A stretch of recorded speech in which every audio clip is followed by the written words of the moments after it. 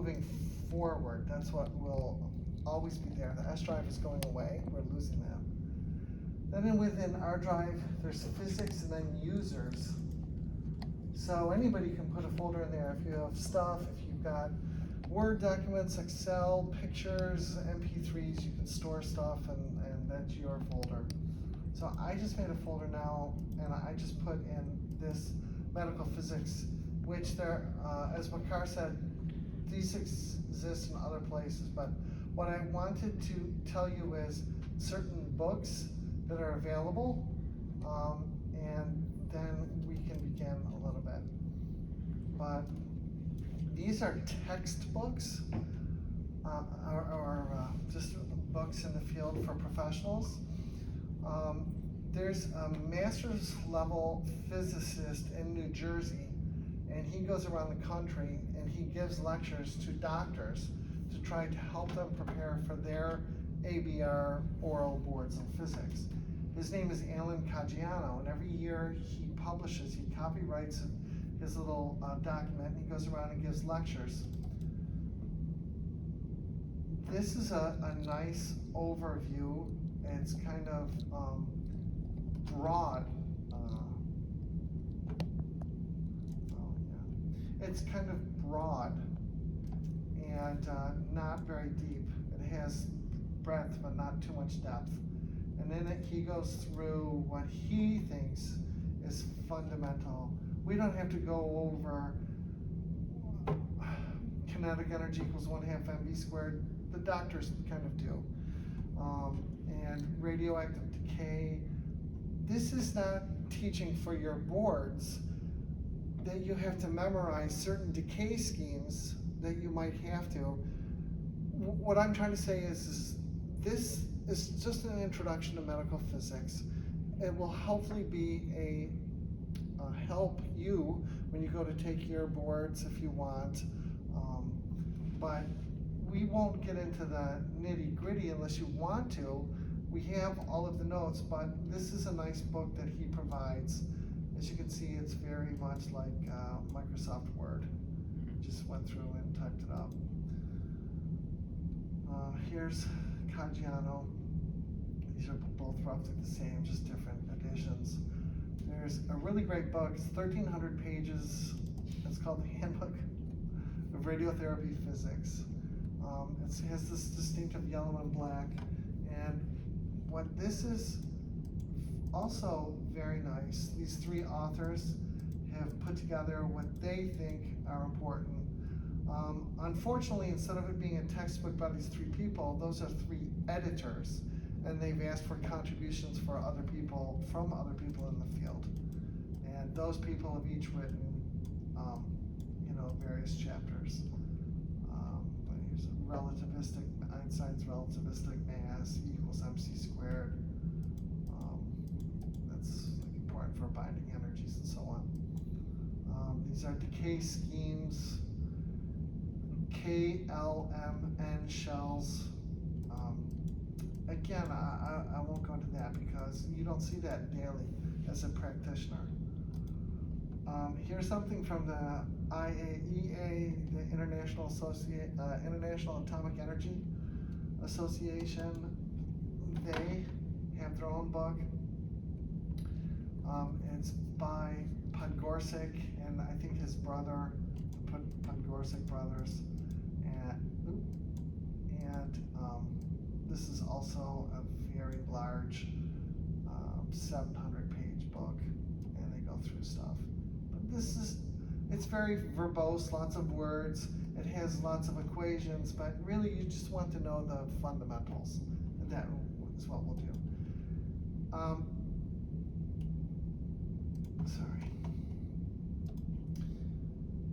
There's a physicist, medical physicist from University of Minnesota. He retired. He's an emeritus professor. He wrote a very good book a long time ago, and it's called The Physics of Radiation Therapy. And it's now in the 6th edition, I believe. He continued this all the way to the 4th edition, and then some new guy, John Gibbons from Philadelphia, took over. And this is the most famous textbook in the entire field.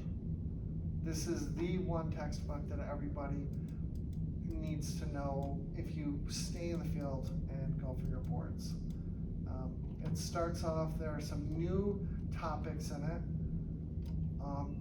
Back in the old days, it just used to be about these like 18 chapters, but then he started getting into some new topics. As you can see, he starts getting into more modern stuff like proton beam therapy, which is on the boards quite a bit. No longer can you make the excuse saying, well, I don't do protons, so therefore I didn't study it. But again, you see radioactivity, and eventually you get into decay of radioactive sources, build up of daughter, certain equilibria, production of X-rays. That's really what this whole field is the production of X-rays. And this guy, Faiz Khan, also wrote a book here called Khan's Treatment Planning and Radiation Ecology. This would be for the clinical medical physicist and for dosimetrists on the best way to do their craft to, again, that's all theory. That's very theoretical. That's the algorithms used in calculating what the dose is and so on. So this is here for us to have, but I won't go into it. These are all, again, theoretical. When an event happens and an electron is liberated, it delivers dose, and if you sum up in a small little voxel. Do you know what a voxel is? Pixel 3D. Yes, a pixel is a picture element, a voxel is a volume element. And there are some other books here that's good to know. So if I can, before we get into anything, this is the 130th year of the discovery of radiation. It was discovered by Conrad Röntgen, who had some radioactive salts in a lab. And in his lab, nobody knew what radiation is. You wouldn't know you're being bombarded by any types of radiation. But he had some coins and some film in a drawer. And the coins were sitting on top of some film. And the film, they had film back in the 1895, and they had photographs, and it was kind of the rage to take pictures. So this is film that was meant for a visible light to be exposed in a shutter camera and then eventually be developed. Well, that film, when some coins were sitting on top of the film, days later, weeks later, at some point, somebody didn't know, it developed the film, and when they developed the film, they saw that there was this kind of hue or this blush to it, that the film had received light, even though it was in a completely darkened drawer on purpose. And where the coins were, you could clearly see there were coins. So all of a sudden, they realized something is present. They went through and they did more and more experiments, and this just blew up. And it was so new, it was kind of a fad. Oh, I just have to make sure, because I have to go to work at 1. So this was kind of a fad. They discovered the existence of these rays, X-rays they called them. They were actually able to produce X-rays by accelerating electrons and having them hit a target. X-rays were produced. And this was all the rage. It was going through people, and they just thought it was harmless. Very early on, within a year of discovering X-rays, they were already attempting to use X-rays on problematic lesions and cancers, and they found that it actually did something.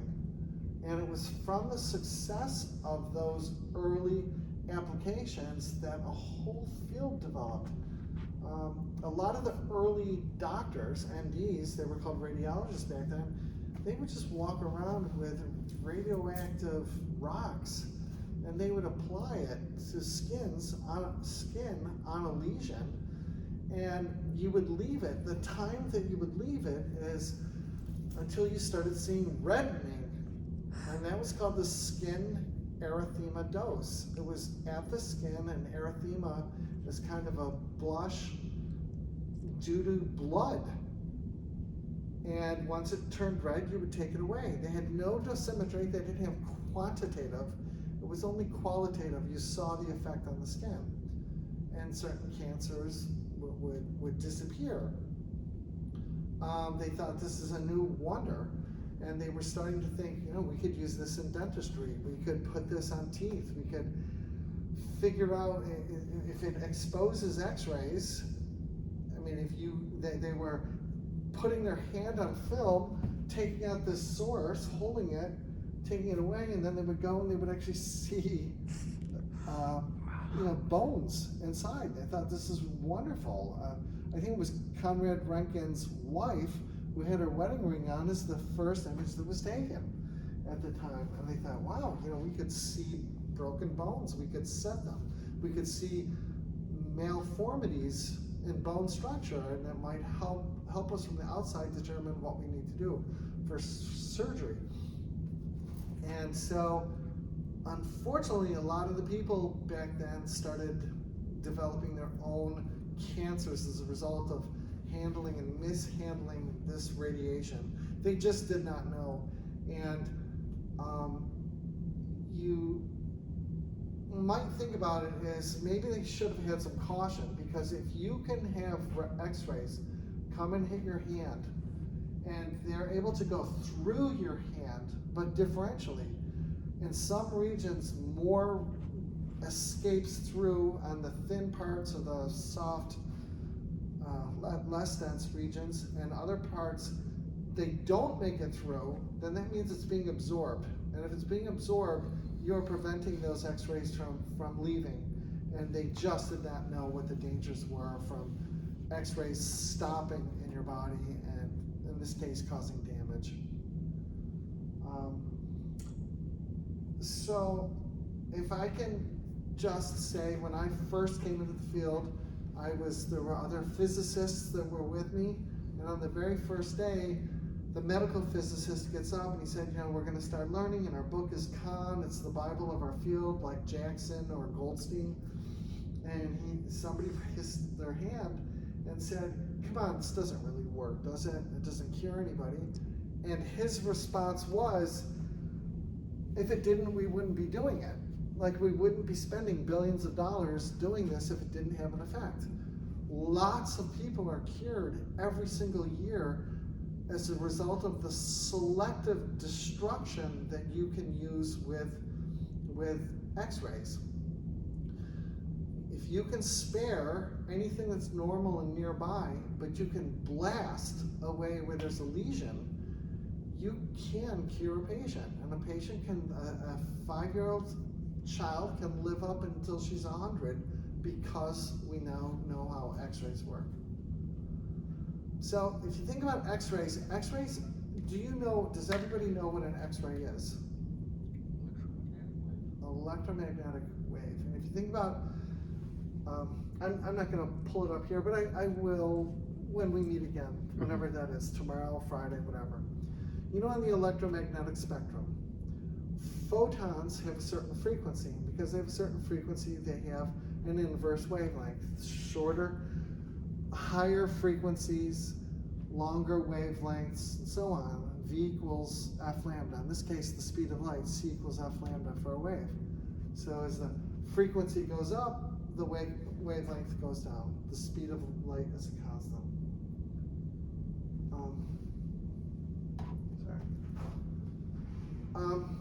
There's a certain band or a certain region where our eyes are sensitive to light. There's really no difference between 4,000 angstroms or 400 nanometers to 500 nanometers to 600 nanometers. It's a smooth, continuous, one photon can have one wavelength, another one. They're really not very different. But eyes have developed a way to discriminate them. The different photons of subtle differences in wavelength, or I should say frequency, we have assigned a color value in our head. Beyond that, we just can't see. So of Roy G. Biv, red, orange, yellow, green, blue, indigo, violet, beyond violet is ultraviolet, beyond red is infrared. Infra means lower, ultra means higher. So blue is the higher energy of the spectrum. So as you move up beyond ultraviolet, remember ultraviolet does a lot of damage to our skin. As you continue to move beyond ultraviolet, you're moving towards more damaging X-rays. As you move down below infrared, like mid-infrared, far infrared, near infrared, and so on, and we just keep moving down to radio waves, we exist with radio waves all around us and microwaves all around us. The microwaves that we have, the microwaves that we use, for example, in that microwave there, it has a little magnetron in it, which is what you see in linear accelerators. It has the ability at a certain frequencies to vibrate water, and the water will accept that and start vibrating, and that then is turned into heat. But other than that, microwaves are not dangerous. In those frequencies down there where the things are not as harmful, that's called, those energies are too low to ionize. That's non-ionizing radiation. As we go to higher and higher energies, the higher energy photons ionize molecules.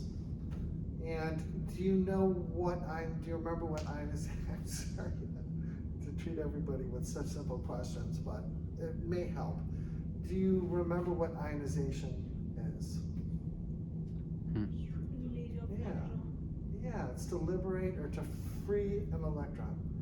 And do you remember from quantum mechanics, like the very first lecture or two, they started to talk about the hydrogen atom, and in the hydrogen atom, in the lowest state, so hydrogen is one proton, one electron, it's neutral. And if you wanted to strip off that electron, the question is, so if you were to excite that electron and get that electron to go to a higher state, if it's insufficient to ionize, it's still bound and eventually would fall back to an inner shell. N equals 1, N equals 2, N equals 3. You can have spin up, spin down, if you remember all of that. So it's kind of, in a way, no different than gravity. If you remember, for gravity, there's escape velocity. What is the energy, what is the velocity, or what is the energy to get out of the well, so that if you were to throw a ball and you were to throw it up, the harder you throw it, the farther it will go. If the energy is insufficient, it will eventually, kinetic and potential, you'll go from all kinetic to maximum potential, and then it will start to fall. The harder you throw it, the farther away you go until it gets all the way out to infinity, and it just kind of stops. Anything more than that, you would be escaping, and you would actually, by the time you go to infinity, it has enough to continue on, if that makes sense. Do you remember what the energy is to ionize hydrogen? It was a very simple formula. It was the energy of the various shells, and it would be this coefficient called the Rydberg constant. It had a minus sign in front of it, which meant it was bound, and it had a 1 over n squared. It had an n squared in the denominator to get to the higher shells and so on. Do you remember the energy it takes to ionize hydrogen? 13.6 eV? 13.6 electron volts. Do you remember, and I'll get to the real slides of this later, but do you know what an electron volt is? Not how it not what its conversion is or relationship is to joules, like things at the large scale level, but at the microscopic quantum level, do you remember what an electron volt is? An electron is rated by a potential of 1 volt. An electron, so if you take one electron, one E, and you let go of it in a potential, 1 volt potential, if you take two parallel plates, one plate is positive, one plate is negative, that electron, that 1E is negative, it will be attracted, it will be repelled from the same charge and attracted to the unlike charge. You remember that? And the energy that one electron acquires in a 1 volt potential is 1 eV. If you wanted 2 eV, you could have 2 electrons fall, it would be the total energy, or you could have 1 electron fall in a 2 volt potential, if that makes sense. Electrons are brilliant, they're so useful, and the reason that electrons are useful is because they are charged. Because they're charged, you can accelerate them. You can take them from rest and have them move close to the speed of light. They're lightweight and they don't require that much energy to get them to 0.99 something C. Electrons, because they're charged, not only can you accelerate it in a potential difference, you can also deflect them. You can have an electric field whose lines go in a certain way and it will be deflected. Then you could, 90 degrees to that, you could deflect again, and that's what the old cathode ray tubes were. You send an electron beam in, and you can raster by changing the electric fields, and you can completely stripe out every single pixel and have it hit with an electron. Does that make sense? I have a question. Yes. About these things. So you said how, like, we know radiation is harmful. So were cathode ray tubes, the TV, like the TV we used earlier, were they also harmful? I don't believe that the electrons were accelerated, let me put it this way, the electrons were accelerated to not high enough energy that when they collided with an object and stopped between those, between one end, the cathode and the anode, when it left the anode and hit the cathode, any imparting of energy was not enough to be X-ray.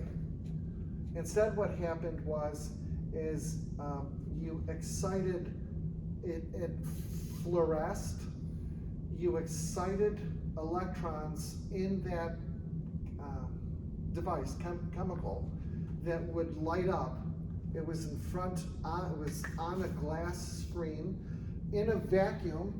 The reason you have a vacuum is that as the electrons are moving down towards their target, that they are not losing energy along the way, they're not bumping into air molecules along the way. And no, that should have only been in the visible, whatever energy it was, to excite it up and then to have them quickly fall back down to their rest, their ground state. That was only enough to produce, and therefore the energies of those electrons were only needed to do that. Does that kind of make sense? Yes, All right. yes.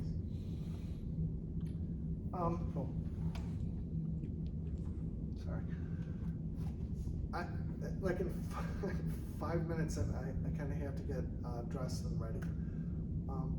So in physics, if you go for a degree in physics, when you first graduate from college, you think, I want to continue doing this. I want to still learn more, and I want to be a practitioner. And many people think, I want to be a theoretical physicist. I want to understand what's happening at the nuclear or particle size. I want to come up with new formulas. I want to figure out what interactions and reactions are happening within the sun and so on. I want to understand general relativity and do all of these things. A person who would do that would be a theoretical physicist who often sits down at a desk or uses models to try to come up with something. And what they're trying to do is they're trying to come up with some brand new physics or old physics applied in a new way, if they can. They work with colleagues. And along with them, some of the colleagues are experimental physicists. Those are the people who tinker in a lab, and have tools, and they have measurement devices and so on. But we are not in either one of those. Right now, medical physics is applied physics. And it's specifically the application of physics in the medical field. It's to cure or to help diagnose or to better visualize. Medical physics is not the same as biophysics. There would be other things kind of looking at electrical pathways, working with electrophysiologists, looking at viscosity of blood, understanding muscles, and so on. That would be more biophysics. Does that make sense?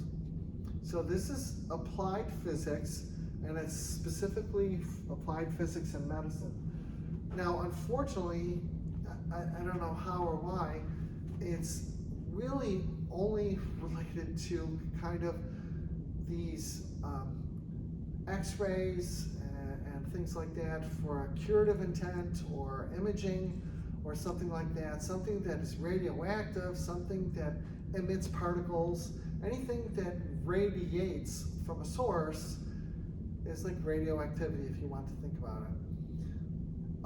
If you ever, I'm getting you too late, you didn't go into medical physics, but if you had gone in straight after a bachelor's, you could have gone to a medical physics program, and in it, the four main things you would learn, in addition to anatomy and physiology that we need because we have to communicate with doctors and understand how the body works, the four main courses that you have to take are the four subfields of medical physics. And the field we are currently in is therapy physics. And you can all be clinical therapy physicists. You don't have to do research ever in your life. You can. You can just work with the doctors. When the doctors come up with a care plan and they discuss the best way to help this patient, they need an expert next to them to help make that idea into a delivery. So we are in therapy physics. Within therapy physics, we do use diagnostic imaging to help us. CTs, ultrasounds, PET, and so on. There are specialists who do just that, diagnostic imaging physicists. They are trying to make the CT better, faster, gated with breathing, gated with the heart. It's a lot of complicated, hard work. So you would take a course in therapy physics, Khan would be your textbook, take a course in diagnostic. Another course you would take would be in something called nuclear medicine. We have in our field two branches or two divisions. There's teletherapy and brachytherapy. Teletherapy is from the word like telegraph, telephone, it means long distance therapy. That's when the source of radiation is from outside of the body. It comes in just like Conrad Roentgen's wife. It comes from the outside and it gets focused or used or blocked. There's also brachytherapy. Brachy is the Greek word for short. That's to actually take radioactive seed welded onto a wire, and put it inside the patient where the tumor is. Then you're not going through from the outside, going all the way through. You are instead putting the source of radiation inside. Does that make sense? Well, though that's a sealed source, that source is completely encapsulated. You are never in touch with it. Doesn't matter how wet and moist the surface is, moisture will never get to the radioactive sample because it's like in a Coke can. The radiation's inside of that can. Usually when that's given, That's given as distributed radiation that it's put in kind of as, usually many times as a liquid, but not always, but it's kind of put in, and that can be tagged, or radioisotope can be part of a molecule that makes it go to certain places in the body, and radiation can be delivered internally. That's nuke med. Again, requires a lot of skill and learning. The last field, the fourth course that people know that you would take of these 4 courses, and you get tested when you take your boards, is health physics. That's kind of the radiation that's out there in the population, in the public, whether it's due to atomic bombs, atomic bomb testing, cosmic rays of pilots who fly up in the outer atmosphere, medical procedures that many people get CTs a year, hundreds of thousands, million people get CTs a year. Is there any way we can reduce the risk?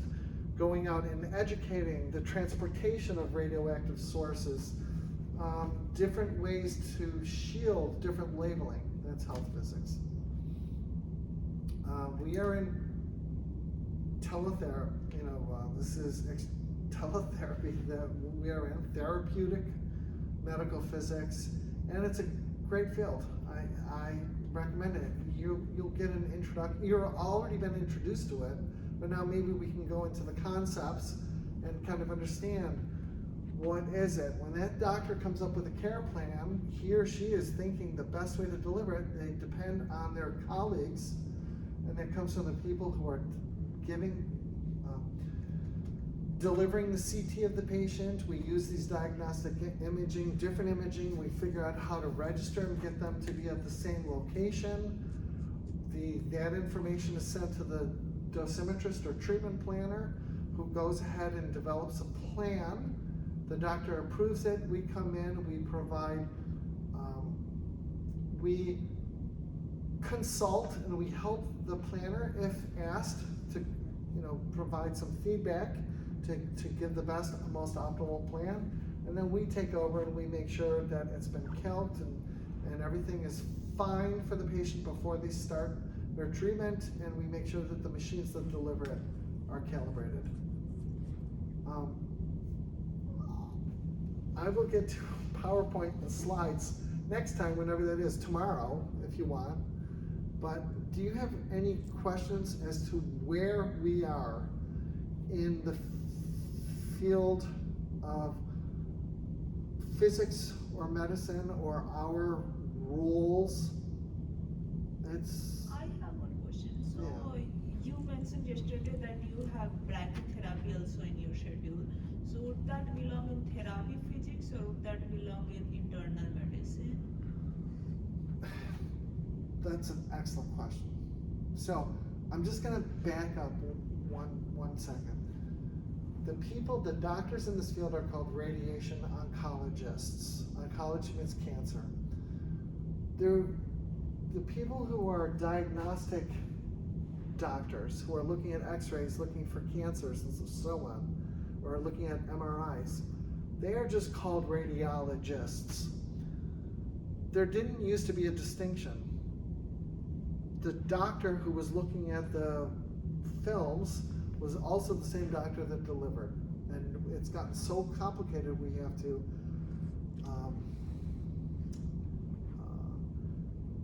specialize. I can't think of a better word. We have to specialize. It's just too much for somebody to know both.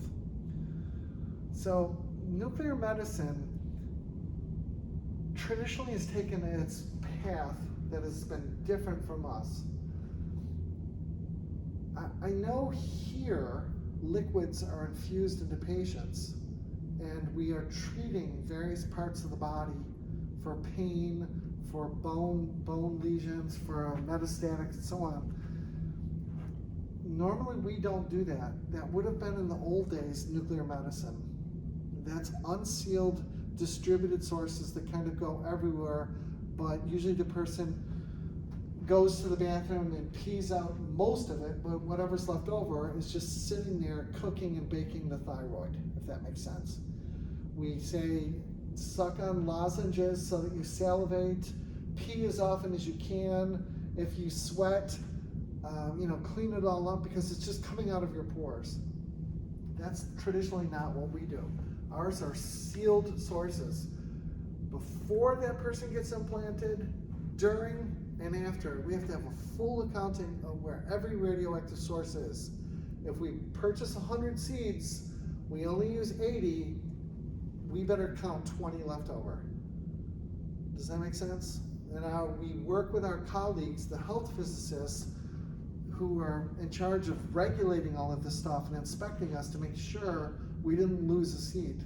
And that's a major administrative event, even though losing a seed is no big deal. If you lost a radioactive seed in here, nobody's going to be hurt by it, but it's a major violation of regulations.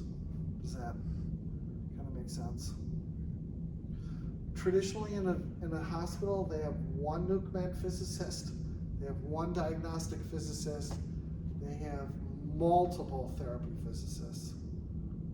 A diagnostic person just goes around and inspects the equipment and just makes sure that the dental x-ray unit is working fine and it's not leaking and it's doing what it's supposed to. They can go around and hit 100 CTs a year. They travel and do stuff like that. You only need one. Our stuff, every patient's treatment, we have an encounter with that process, if that makes sense. If you treat 3,000, every 3,000 things had a medical physicist involved in it, because what a doctor once said is, if the doctor makes a mistake, one person can die. If the medical physicist miscalibrates the equipment, hundreds of people can die. If you miscalibrate that and it's too much radiation, you can kill them. Remember, radiation causes cancer. You can kill them. Yes, you destroyed that cancer, but you can really harm them. They may never heal. They may have blood always coming out for the rest of their lives because they got too much radiation. Or if you under-calibrated, they died because they didn't get cured. They came thinking that your procedure was going to cure them, and you gave insufficient amount.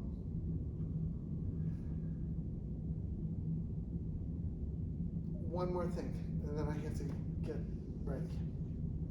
When a patient finds out that they have cancer, they have 3 people they can go to.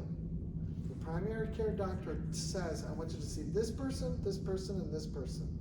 Hopefully you go to a comprehensive cancer center where you can see all of them on the same day in the same room. You would go to a radiation doctor who can cure you using radiation. You would go to a surgeon who can cure you by taking it out. And you'd go to a chemo doctor who can cure you by giving chemotherapy, a medical oncologist, a hemonc. Those 3 doctors collaborate and they say, your tumor is too large, I cannot operate on it. Go get radiation. The tumor will shrink, it'll be small enough, it'll debulk, and I can then remove it. I'm going to do surgery, and everybody agrees, let's do surgery first, and then send them to radiation oncology to sterilize the tumor bed, that if even one cell remains, that you didn't get it, even if the scalpel that's cutting it out, if the scalpel pulls out and in any way touches any of the tissues nearby, you may now have seeded a new cancer because that one cancer cell can proliferate. The medical oncologist can say, you can go ahead and do this and this, but I will come in and give the chemo stuff in case it was anywhere else in the body, or it's metastasized. The person had prostate cancer and it spread to a certain part. Who knows where else it is? We can give chemo to try to get the small little subclinical things that we just can't see yet. So they all work together, and we are in the RADOC part. Does that make sense? It's a really good field. Hopefully you'll see it. There's a lot of physics. Nuclear physics, particle physics. But so what we'll do is, next time is